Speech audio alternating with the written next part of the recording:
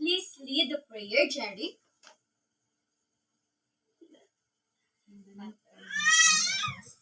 Amen. Good morning, students. Good morning, Ma'am. How are you today? We are fine, Ma'am. Wow, that's so nice to hear from you. So before we proceed, let's have an action song first. Do you want to sing and dance, students? Yes, Ma'am. Okay, do you know the song Tell Little Angels? Yes, teacher. Okay, so let's sing it together. Let's start. 1 little, 2 little, 3 little Indians, 4 little, 5 little, 6 little Indians, 7 little, 8 little, 9 little Indians, 10 little Indians. Oh, let's sing it faster. 1 little, 2 little, 3 little Indians, 4 little, 5 little, 6 little Indians, 7 little, 8 little, 9 little Indians, 10 little Indians. Okay, so before you sit down, please pick up the trashes under your chair and put it to the garbage bin. So, what do you feel after singing and dancing, Jerry? I feel energized. Wow, that's so nice to hear you feel energized. So now, let's have an agreement. Do you still remember our agreement? Yes, teacher. Wow, that's so nice to hear. So, what will you do if there is someone talking here in front, Jerry? Listen attentively, Ma'am. Okay, that's excellent. When someone is talking here in front, you need to listen attentively. So what will you do if you want to clarify or answer a question? Yes, Jerry? Raise your hand silently. Okay, bravo. You need to raise your hand silently. So what will you do if there is a group activity? Yes. Cooperate and participate. Okay, that's nice. You need to cooperate and participate when there is a group activity. So now, do we have an agreement, Jerry? Yes, Ma'am. Do we have an agreement? Yes, teacher. Okay, that's nice. So now, let's play a game. So this game is called Group Yourselves. Do you know the game Group Yourselves? Familiar, teacher. Okay, just familiar. So this is how it works. When I say group yourselves into two, you will find your partner and hold his or her hand. Do you understand? Yes, teacher. Okay, how is group yourselves game works, Jerry? If the teacher will say group yourself into two, you will find your partner. Okay, that's right. So now, I need 10 volunteers to come here in front. Okay, so let's start. Group yourselves into two. Okay, so now, is this all students have a partner? Yes. Yes, all students has a partner. So, how many students are there in front, Jerry? 10, Ma'am. Okay, there are 10 students, so you can sit now. Okay, so 10 students can be paired into two without left alone. So now that we practice in 10 students, may I call 7 volunteers to come here in front? Okay, so let's start. Group yourselves into two. Okay, so someone is left alone, but don't worry, life is just like that. Now sometimes we feel or we left alone, but with the guidance of Jesus or with the guidance of our God, now let's us still fight. So you can sit. Okay, so how many students are there in front, Jerry? 7, Ma'am, teacher. Okay, there are 7 students. Is all student has a pair? No, teacher. Okay, no, Left there alone, is. Teacher. Yes, Jerry is left alone. alone. So 7 students cannot be paired into 2 without being left alone. So this activity is connected in our discussion. So our discussion for today is all about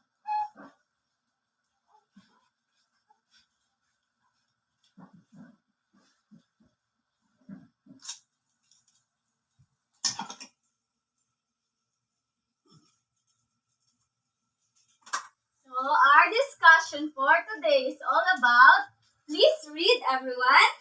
Odd and even numbers. Okay, so add and even numbers.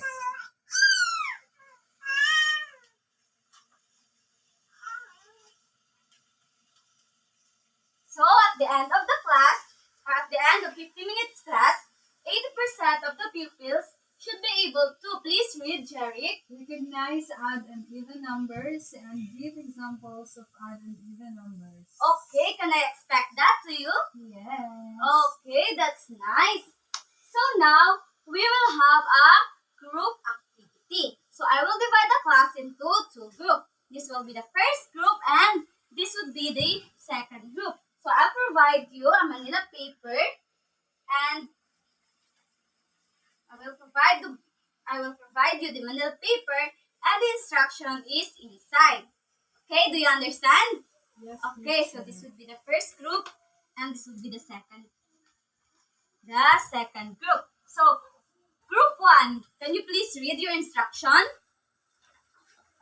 For group 1, write each number from the box in the correct column on the manila paper labeled odd and even numbers. So do you understand? Yes, teacher. Okay, very good. So group 2, can you please So, read?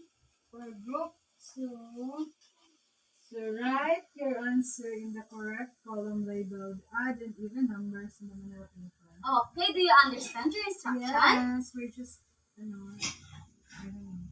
Okay, very good.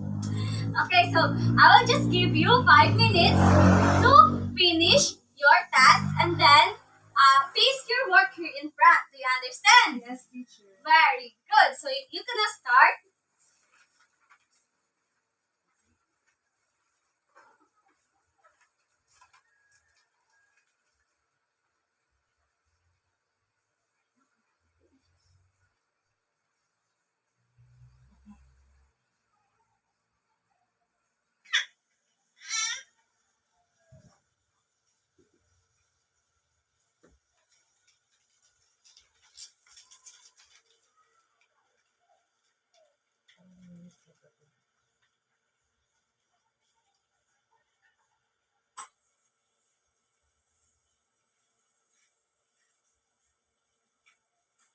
Okay, so time's up. Paste your work in front. Ouch.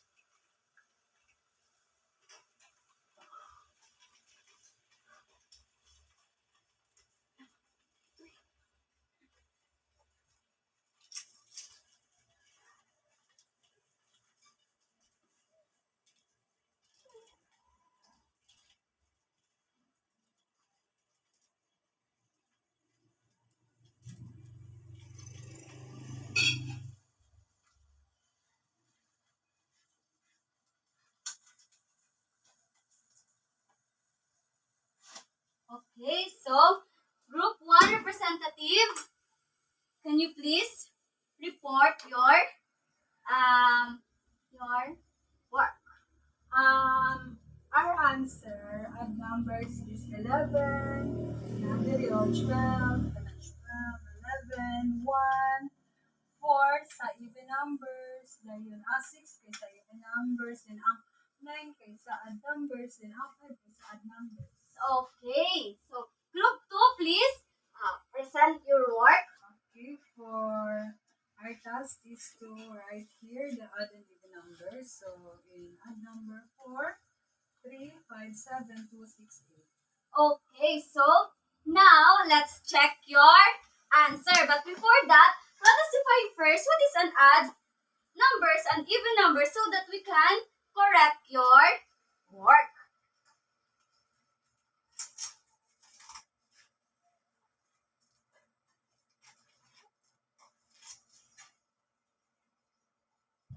Okay, so please read everyone. Even numbers are numbers which can be divided by 2 without leaving a remainder. They end with 0, 2, 4, 6, and 8. Okay, so odd numbers are numbers which can be divided by 2 without leaving a remainder. So odd numbers, please read everyone. Odd numbers are numbers that cannot be divided by 2 evenly. They always leave a remainder of 1 They end in 1, 3, 5, 7, and 9. Okay, so odd number is a number that cannot be divided by 2 without leaving a remainder. So let's check your work. So for the group 1, they put 11 as odd numbers. So is it correct? Yes, teacher. So why do you say so, Jerry? Because it ends with 1 and it has a remainder. When you divide it into 2, there is a remaining remainder which is 1. Okay, very good. So when we divide 11 by 2, the answer is 5 and a remainder of 1. So 11 is cannot be divided evenly. So na ay mahabilin nga isa, munang 11 is a odd number. Is an odd number. So check. So another is 1. Is 1 an odd number? Jerry, Yes. why do you say so? Because 1 cannot be divided into 2. Yes, 1 is cannot be divided into 2. Check. 9. 9 is an example of odd numbers. Yes. Okay, yes. Because when we divided 9 into 2, there is a remaining 1. remainder 1. So 9 divided by 2 is 4. 4. But there is a remaining or remainder which is 1. Okay, so it is an example of what again? Odd numbers. Odd numbers. Very good. So 5. Is 5 an example of odd number? Yes, teacher. Yes. 5 is an example of odd number because, yes, Because- Hyson. Because 5 is cannot be divided into 2. If we divide 5 into 2, there is a remainder which is 1. And 5 divided by 2 is 3 and the 2 remainder is 1. Okay, very good. That is a nice explanation, Hyson. Okay, so even numbers. What is an even number again? Even numbers is numbers that can be divided into 2, which is be without leaving a remainder. Okay, when we say even, patas, no? So when we divide the number by 2, there is no a remainder leaving. So like for example, 12. Is 12 an example of even numbers, Jerry? Yes, because Why do you say so? Because it ends with 2 and it can be divided into 2. Yes, very good. Because when we divided 12 into 2, Ma, naay dinding ma. Tapos ano ko?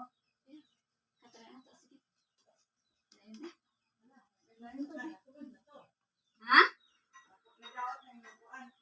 Wala na, ikat Hindi naman good. Ikat naman. Ako na may one doon. Hindi naman good na makat. Okay. Because when we 12 is an example of even numbers because when we divided 12 into 2, there is a no remainder. Like 12 divided by 2. What is the answer, Jerry? 6 without remainder. Yes. So 12 divided by 2 is 6. Very good. So 4. Is 4 an even number, Jerry? Yes, Why do you say so? because it can be divided into 2 and wala siya remainder na mabilin.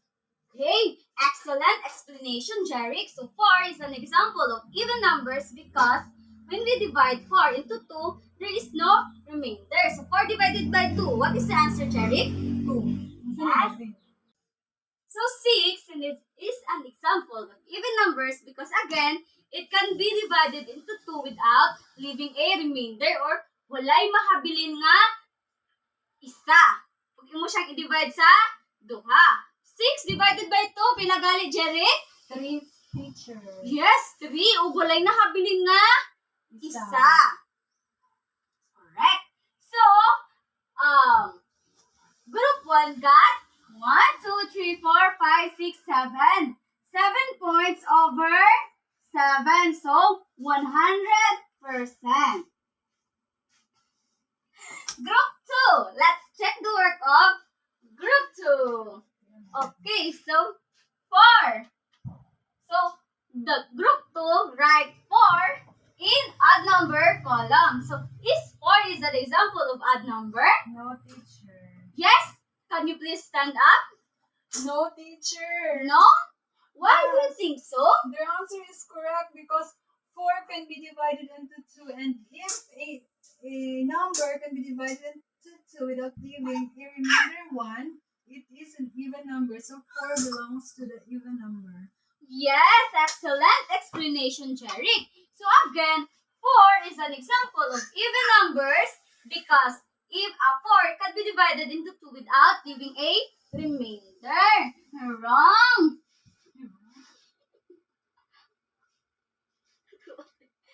Okay, group 2. Again, 4 is not an odd number and it is an example of even numbers. So 3.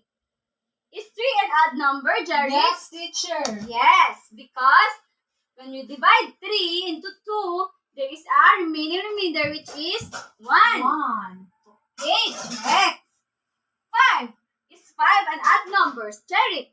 Yes, teacher. Yes, because 5 cannot be divided into 2 because when we divide 5 into 2, there is a remaining remainder which is 1. okay, very good. So when we divided 5 into 2, there is a remainder which is 1. Check. 7. Is 7 an odd numbers? Yes, teacher. Yes, 7 is an odd number because when we divided by it into 2 again, no, there is a remainder. Like 7 divided by 2 is equal to 3 and the remainder is 1. Check. So even numbers, group 2 write 2 in even number column. So is 2 is an even number? Yes. Yes, 2 is an even number. So 6. Is 6 an even number? Yes, teacher. Okay, why do you think so? Because when we divide 6 into 2, there is no remaining remainder. Okay, wow, that's so fantastic. Yes. Bravo! Na, when we divided by 6 into 2, the answer is 3. So there is no remainder or no one left.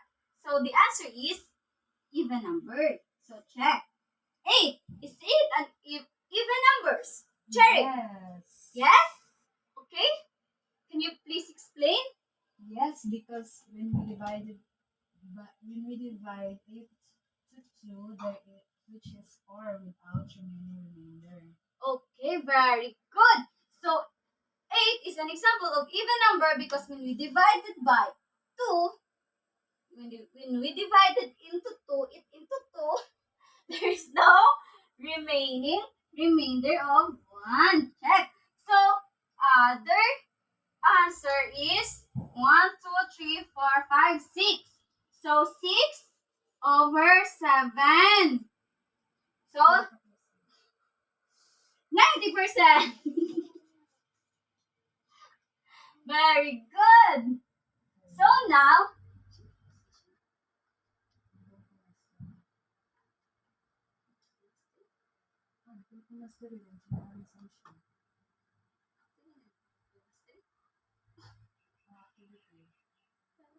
stop sa daw. Lagi pwede Philippine Master ito eh.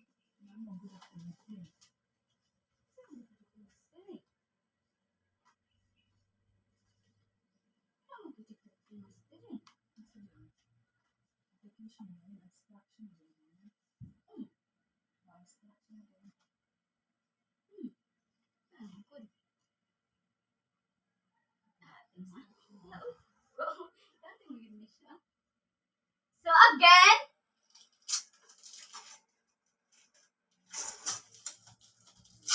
what is our topic for today, Jerry? Our topic for today is all about even and odd numbers. Okay, our topic for today is all about odd and even numbers. So what is an even number, Jerry? Even numbers are the numbers that can be divided into 2 without remaining 1 remainder. Okay, so even number is a number that can be divided into 2 without leaving a remainder. So what is an odd number? Odd number is cannot be divided into 2. Ang ma-divide siya og 2 but there is a remaining remainder which is 1. Okay, so odd number is a number that when we divide into 2, there is a remaining remainder which is 1. 1. So So can you please give me an example of even numbers? 2, 6, 8, 4, 10, Oh, 12. Okay, very good. So 2, 6, 8, 10, and 12 is an example of even numbers. Very good. So can you please give me an example of odd number? 1, 3, 5, 7, 9, 11, 13, 15. Okay, odd number is 7, 3, 5, 9, and 1 is an example of odd number. So I will say a number and then you will say odd or even number. If it is an odd number or if it is a even number, I'll show you a number card. All you have to do is to say even number on odd number. Even! Yes, it is a even number. Very good. Odd! Odd. Very good. Excellent. Even! Yes, even number. 6 is an example of even number. Odd! Okay, because this is a 7. 7. So 7 is an example of odd number. So let's give a clap for everyone. So now let's have an activity again. I will divide the class into 2 groups. So this will be the first group and this will be the second group. So each group will receive a play money, a shopping list, and an envelope. So inside the envelope is the instructions that you need to follow in order to finish your task. So I'll just give you 5 minutes to complete your task. Do you understand? Yes, teacher. What again is your group number, Jerry? Group 1. Okay, group 1. So this is your... Okay, so this is for group 2. Can you please read? Odd numbers. Okay, so you will write odd numbers here in your paper.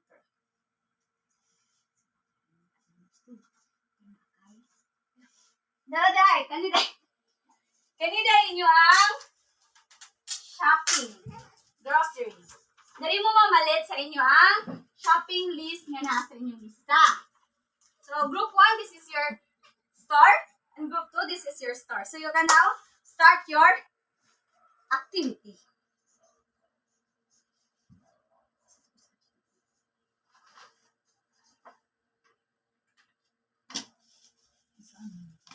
Mamalit na ko man.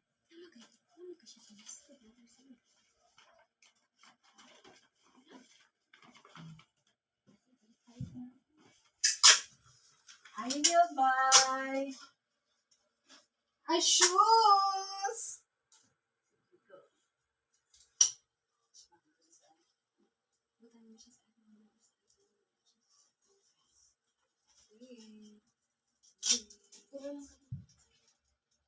Crayons. Okay.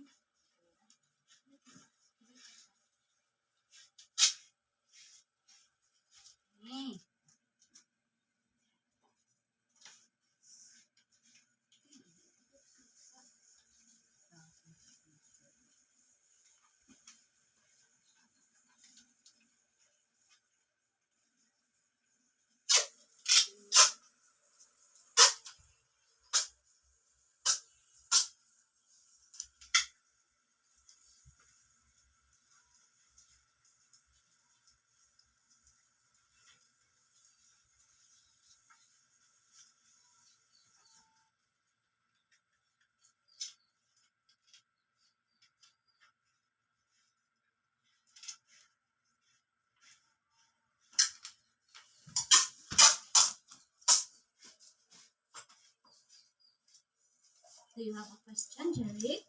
No. Very good. I'm so intelligent. That's so nice to hear, no? Because you really understand my instruction. You really read my instruction. I'm so intelligent. Okay, so time's up. Okay,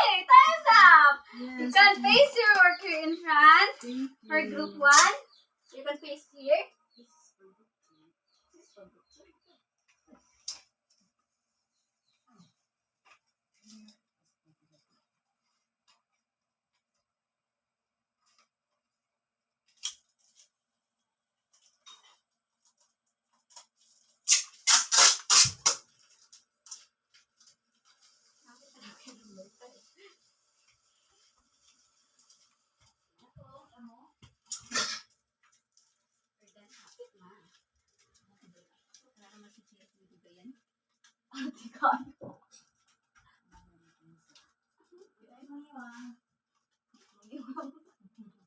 Ako na ko.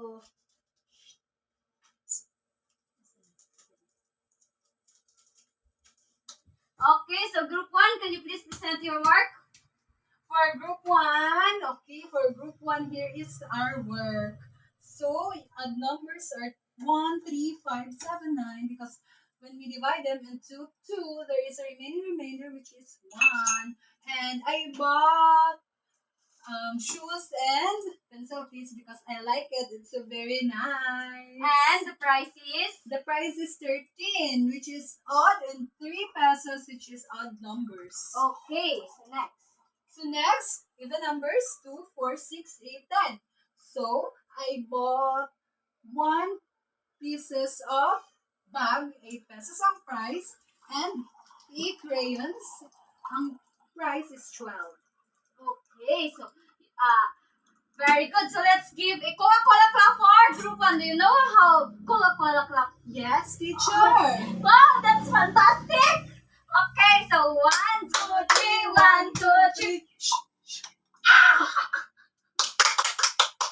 Very good. So report group 2 representative. This is the work of group 2. So we have here odd numbers and even numbers.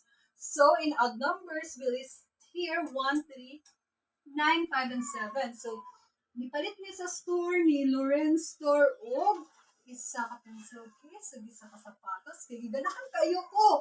Tag 3 pesos ang pencil case, at 13 pesos ang sapatos. Okay, very good. So, are you done? No. So even numbers 2, 8, 4, 6, 10. So nipalit ko sa store ni Loren og isa ka buok bag nga tagot, so isa ka buok notebook nga tagis. And you put it in In the even numbers. Okay, very good. So let's give wow clap for group 2. 1, 2, 3, 1, 2, 3. Wow! Okay, very good. So you can now sit down. Okay, let's check your work. So odd numbers for group 1, this is their work.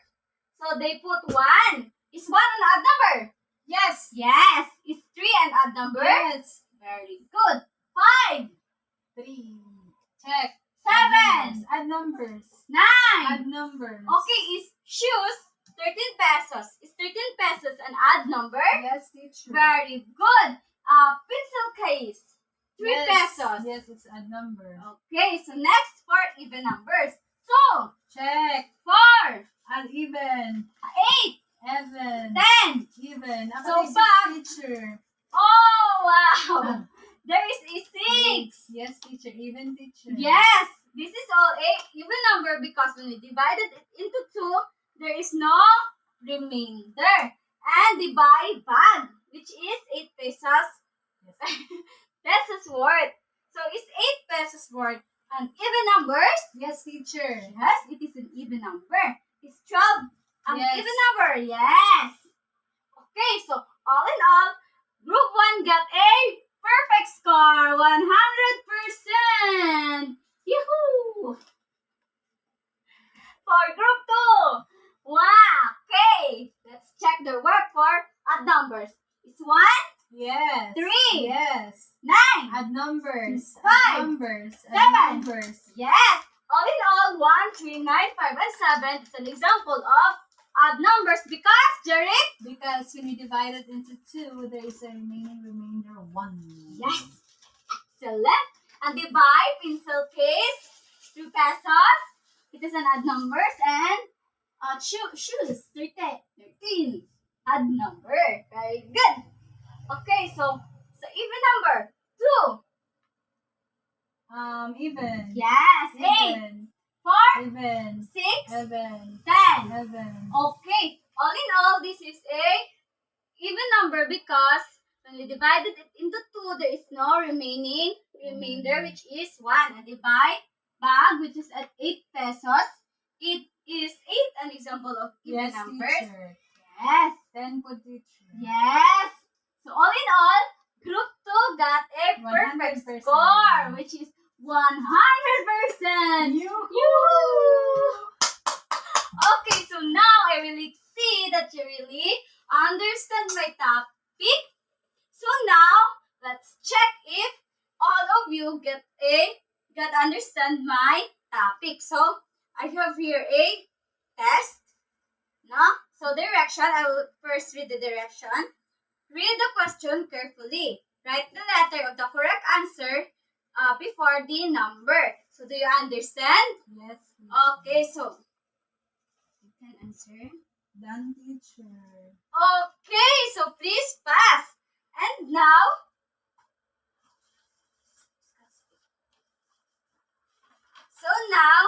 please get your notebook and pen and write your homework. So, you will pass your homework tomorrow because tomorrow is Tuesday. It's Tuesday and it has a Yes. class. Wala mo absent ugma ha. Do you understand? Teacher.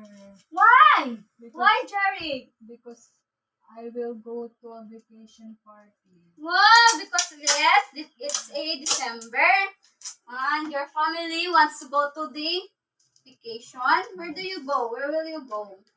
We go to the Australia Wow, that's so nice to hear. to Just buy an Australian carne norte.